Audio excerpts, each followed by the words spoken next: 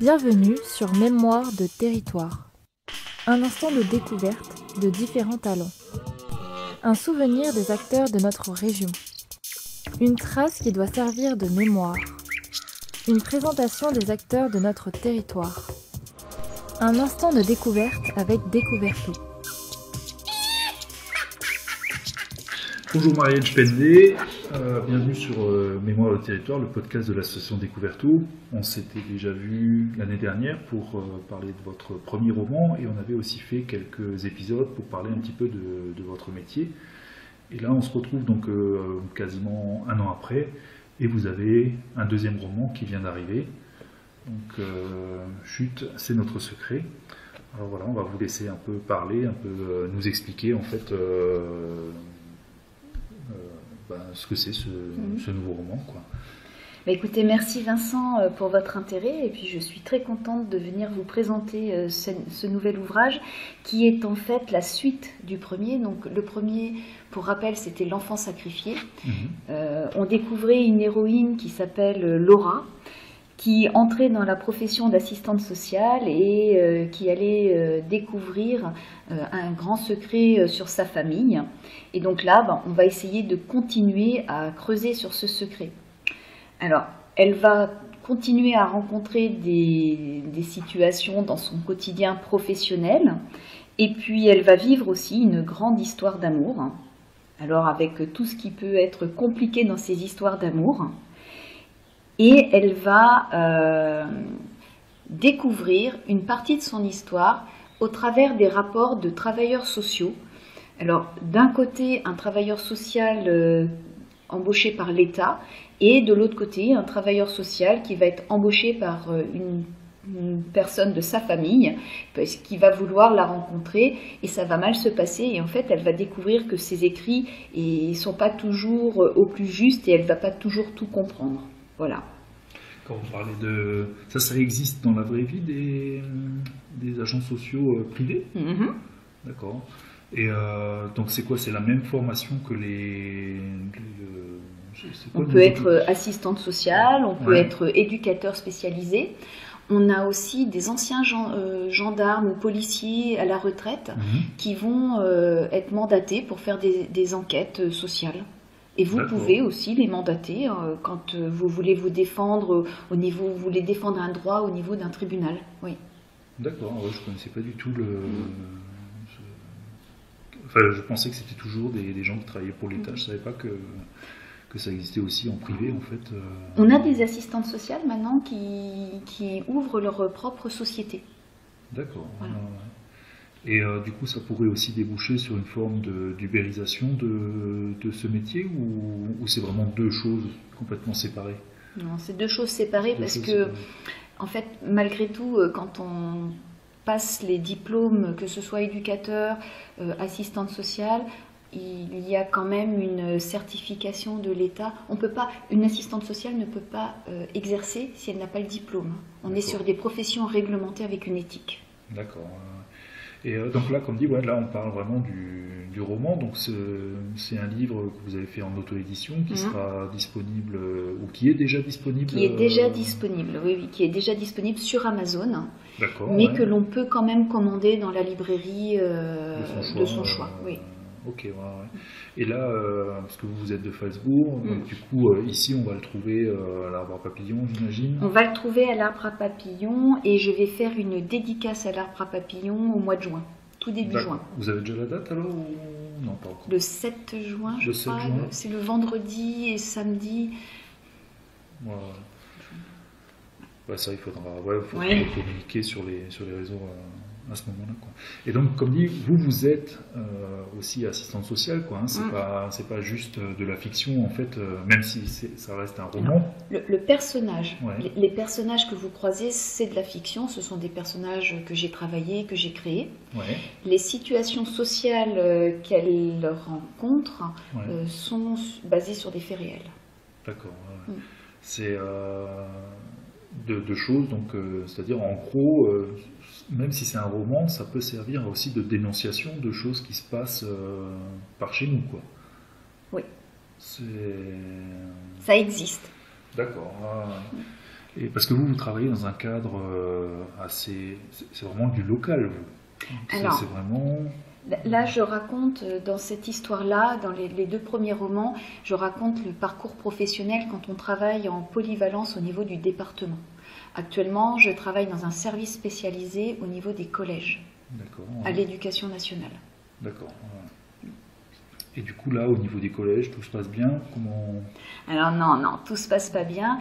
Et j'ai envie de dire que la sortie de ce roman arrive sur un moment qui est vraiment très, très problématique actuellement pour la profession du social en général et plus particulièrement pour les assistantes sociales de l'éducation nationale. Alors, voilà, nous en avions parlé, j'ai quand même préparé quelques chiffres pour essayer d'alerter sur ce qui se passe actuellement en France, dans nos collèges, auprès de nos élèves. Alors, pour rappel, on a 12 millions d'élèves en France. Quelques chiffres, je ne vais pas tous vous les citer, mais 3 enfants par classe sont victimes de harcèlement. 3 enfants par classe sont victimes de violences sexuelles. Un enfant meurt tous les 5 jours de violences intrafamiliales. 3000 enfants dorment dans la rue. 3 millions d'enfants vivent sous le seuil de pauvreté. Plus de 20 000 mineurs sont en situation de prostitution. Le suicide est la 2e cause de mortalité chez les 15-25 ans.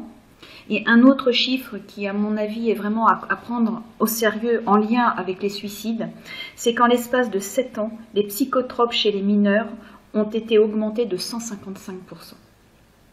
Pour faire face à ça, à l'éducation nationale et dans le cadre de l'accompagnement de nos jeunes, nous avions des services qui, il y a encore 15 ans, étaient rendus efficients parce que nous étions assez de professionnels, nous ne faisions pas autant d'établissements, nous n'avions pas autant d'élèves à charge pour un seul professionnel, on était plus nombreux.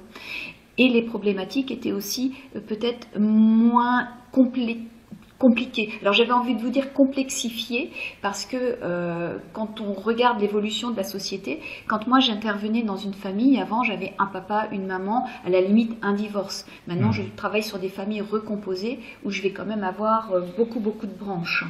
On a des situations qu'on ne rencontrait pas à l'époque. Alors si je vous prends par exemple, quand je vous ai dit 20 000 mineurs en situation de prostitution, les premières prostitutions en collège, elles sont à Paris il y a 3-4 ans. Ce sont des problématiques qui sont récentes. Mais donc quand on parle de prostitution au collège, c'est des enfants de 11-15 ans, grosso modo. C'est ça, quoi. Oui. Ce sont des enfants de 11-15 ans qui n'ont pas forcément toujours conscience qu'ils sont déjà en situation de prostitution, puisqu'ils vont s'afficher sur des réseaux sociaux en espérant en retenir et obtenir la gloire, quelque part, se faire valoir sur les réseaux sociaux. On peut aussi avoir des jeunes qui ont envie d'avoir des superbes baskets de marque et qui vont en échange rendre des services sexuels. Donc je pense que certains n'ont même pas la conscience qu'ils ont déjà mis un pied dans cette prostitution. Quand vous parlez là, par exemple, acquérir des baskets en échange d'échanges sexuels, c'est-à-dire c'est avec qui? Alors c'est avec le vendeur de baskets, avec Non, en général ce sont des adultes qui vont repérer les enfants sur les réseaux sociaux avec leurs failles, puisque les pédophiles en général sont quand même des gens qui connaissent bien les enfants.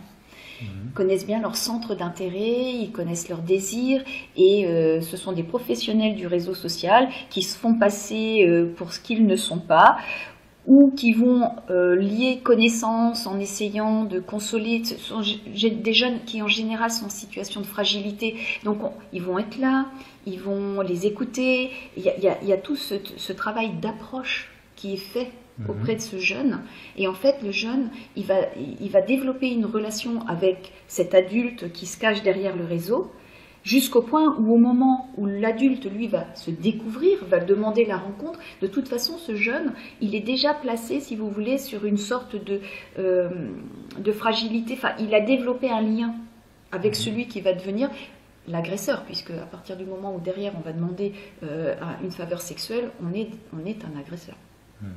C'est-à-dire, avant, on avait... Enfin, moi, je connais pas bien le domaine, mais je sais d'avoir déjà beaucoup entendu parler de la pédophilie, surtout dans le milieu familial, qui est vraiment juste une agression. Là, en plus de ça, donc on reste dans la pédophilie, mais avec de la prostitution cumulée, quoi. C'est ça. C'est assez effrayant quand même. Comme, En tout cas, ce qui est sûr, c'est que avant, on mettait des adultes en face de nos enfants. Nous, les professionnels, on accueille, alors et on continue d'accueillir, hein, mais quand on est sur plusieurs établissements scolaires, on a une demi-journée par-ci, une demi-journée par-là. On est quand même beaucoup moins disponible, et le problème, c'est qu'on fait face à l'urgence. Et nous ne pouvons plus faire notre métier de base, qui est la prévention. La prévention, c'est par exemple recevoir un jeune qui va mal et comprendre avec lui pourquoi il va mal. Comment faire pour aller mieux. Et ça, c'est tout un travail de prévention. Si un jeune arrive et qu'il est très en colère, qu'il s'est fâché avec Pierre, Paul, Jacques, on va l'accueillir, on va se poser, on va prendre du temps, on va l'amener à réfléchir sur ce qui l'a entraîné sur ce chemin de la colère, comment faire justement pour que ça s'apaise. Et on peut prendre notre temps. On prend le temps de l'écouter et en même temps de canaliser toute cette colère. Aujourd'hui, il n'y a plus de canalisateur en face. Nous, on intervient dans l'urgence. Vous venez, un élève vient de révéler une maltraitance au sein de sa famille. Je vais quitter ce que je fais, je vais changer d'établissement et je vais rédiger, je vais rencontrer les parents, rencontrer le jeune, mais je vais agir sur de l'urgence. Mon travail, si je veux qu'il soit bien fait et si je veux lutter contre toute cette maltraitance faite aux enfants, c'est de la prévention. Je dois être en prévention. Mais la prévention, ça nécessite du temps. Du temps, de l'écoute, de se poser, d'avoir un bureau qui est ouvert et que les élèves puissent venir me rencontrer parce que je vais être présente dans l'établissement. Ouais, parce que forcément, un enfant qui se pose peut-être la question s'il est en danger ou pas, il y a un temps de réflexion avant de venir au voir, j'imagine, dans les couloirs, se dire je viens pas. Alors, sur le collège, c'est encore un petit peu différent. C'est rare que l'élève passe de lui-même la porte, ou alors c'est vraiment très grave. En général, ils nous sont orientés par les professeurs, par la vie scolaire, par l'infirmière, qui peut aussi recevoir un élève qui viendrait trop souvent avec des maux de ventre, des maux de tête. C'est vrai que ça interroge. On se dit, tiens, il somatise, qu'est-ce qui peut se passer? Pourquoi Voilà. Et donc, ils arrivent dans notre bureau, en général, ils ont été orientés. Quand on est, alors avant, nous intervenions dans les lycées, ce qui se fait quasiment plus, puisque nous ne sommes plus suffisamment nombreuses. La politique veut que nous avons été remises essentiellement sur les collèges. Mais quand on est au lycée, là, les élèves passent la porte.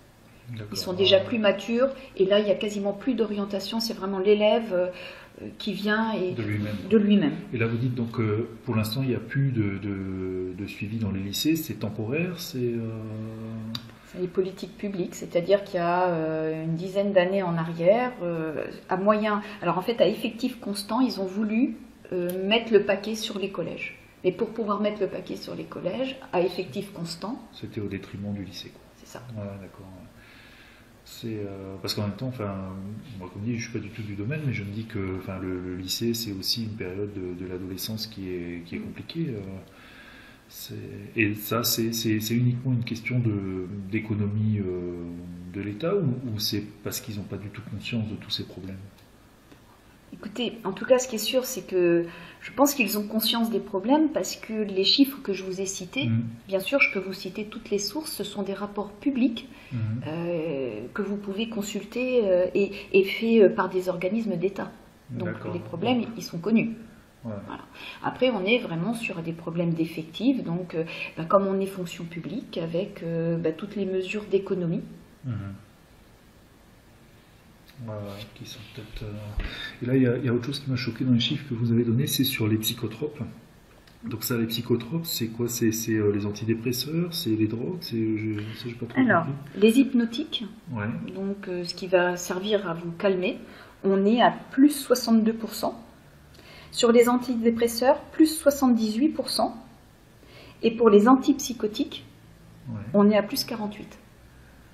Donc rien que le mot antidépresseur et enfant, je pensais que ça pouvait pas être dans la même phrase. Donc ça veut dire qu'aujourd'hui, on donne des antidépresseurs à des enfants, quoi. Oui. Alors, et c'est justifié ou c'est... Peut-être qu'au début, on aurait pu éviter l'antidépresseur. Mais quand vous n'avez plus d'assistante sociale ou qu'il va vous manquer des professionnels dans les structures, on a des enfants qui vont mal, Ouais. que nous n'arrivons pas à rencontrer, faute de temps, faute de professionnels, des situations qui empirent. Pour vous donner un ordre d'idée, quand un gamin va mal et que nous souhaitons l'orienter vers un centre médico-psychologique, Ouais. c'est 6 mois de délai d'attente. D'accord. Autant dire que la situation, elle a largement le temps de se dégrader. D'accord. On manque de psychologues, mais on a des médicaments. Et donc, du coup, ces médicaments, ils sont donnés par qui et à quel moment alors? Par les médecins. Un médecin généraliste peut prescrire. Oui. D'accord. Ouais. Et les hypnotiques, donc ça, ce sont des médicaments, vous avez dit, pour calmer, c'est-à-dire on est en période de crise, il faut calmer. Beaucoup de médicaments pour lutter contre les angoisses. On a énormément, et alors là, depuis le Covid, on a vu une flambée, vraiment une grande flambée, des jeunes qui angoissent à l'idée de venir dans les établissements. La socialisation, on a un vrai problème au niveau de la socialisation, de l'humain entre l'humain. Ouais. C'est-à-dire, qu'est-ce qui leur fait peur là? C'est venir dans le local ou c'est rencontrer les gens? C'est vraiment rencontrer les gens qui... Alors, ça c'est tout le travail d'une psychologue. Ok.